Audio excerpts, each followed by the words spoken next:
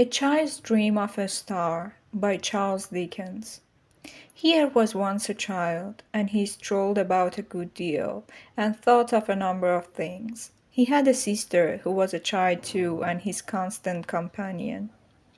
Those two used to wander all day long. They wondered at the beauty of the flowers, they wondered at the height and blueness of the sky, they wondered at the depth of the bright water, they wondered at the goodness and the power of God who made the lovely world.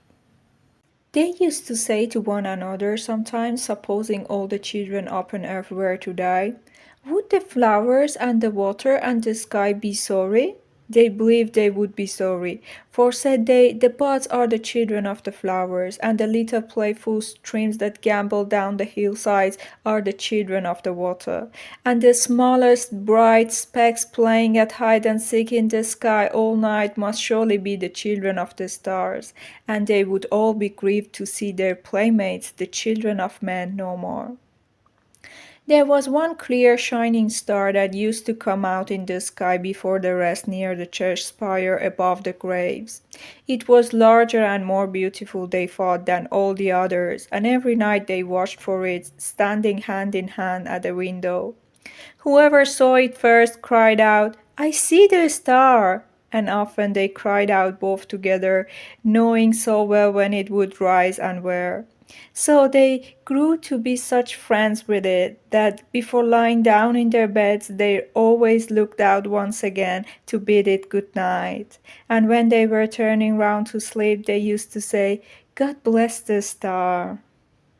But while she was still very young, oh, very, very young, the sister drooped and came to be so weak that she could no longer stand in the window at night. And then the child looked sadly out by himself, and when he saw the star, turned round and said to the patient pale face on the bed, I see the star. And then a smile would come upon the face, and a little weak voice used to say, God bless my brother and the star. And so the time came, all too soon, when the child looked out alone, and when there was no face on the bed, and when there was a little grave among the graves, not there before, and when the star made long rays down towards him, as he saw it through his tears. Now these rays were so bright, and they seemed to make such a shining way from earth to heaven, that when the child went to his solitary bed, he dreamed about the star, and dreamed that, lying where he was, he saw a train of people taken up that sparkling road by angels, and the star opening showed him a great world of light, where many more such angels waited to receive them. All these angels who were waiting turned their beaming eyes upon the people who were carried up into the star, and some came out from the long rows in which they stood, and fell upon the people's necks, and kissed them tenderly, and went away with them down avenues of light, and were so happy in their company that, lying in his bed, he wept for joy. But there were many angels who didn't go with them, and among them one he knew. The patient face that once had laid upon the bed was glorified and radiant, but his heart found out his sister among all the host. His sister's angel lingered near the entrance of the star, and said to the leader among those who had brought the people thither, Is my brother come? And he said no. She was turning hopefully away, when the child stretched out his arms and cried, Oh, sister, I am here, take me. And then she turned her beaming eyes upon him, and it was night, and the star was shining into the room, making long rays down towards him as he saw it through his tears. From that hour forth the child looked out upon the star as on the home he was to go to when his time should come. And he thought that he didn't belong to the earth alone, but to the star too, because of his sister's angel gone before. There was a baby born to be a brother to the child, and while he was so little that he never yet had spoken word, he stretched his tiny form out on his bed and died. Again the child dreamed of the open star, and of the company of angels, and the train of people, and the rows of angels with their beaming eyes all turned upon these people's faces. Said his sister's angel to the leader, "Is my brother come?"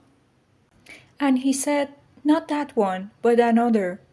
As the child beheld his brother's angel in her arms, he cried, "Oh, sister, I am here, take me." And she turned and smiled upon him, and the star was shining. He grew to be a young man, and was busy at his books when an old servant came to him and said, "Thy mother is no more. I bring her blessing on her darling son." Again at night he saw the star and all that former company. Said his sister's angel to the leader, "Is my brother come?" And he said, "Thy mother." A mild cry of joy went forth through all the star, because the mother was reunited to her two children. And he stretched out his arms and cried, "Oh, mother, sister, and brother, I am here, take me." And they answered him, "Not yet," and the star was shining.